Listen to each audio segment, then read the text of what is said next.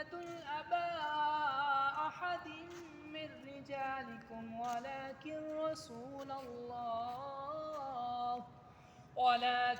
رسول الله وخاتم النبيين وكان الله بكل شيء عليما.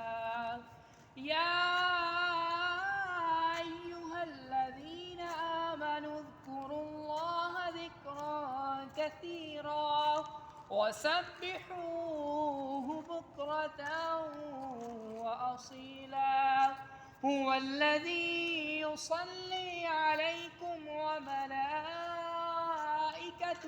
ليخرجكم من الظلمات إلى النور وكان بالمؤمنين رحيما.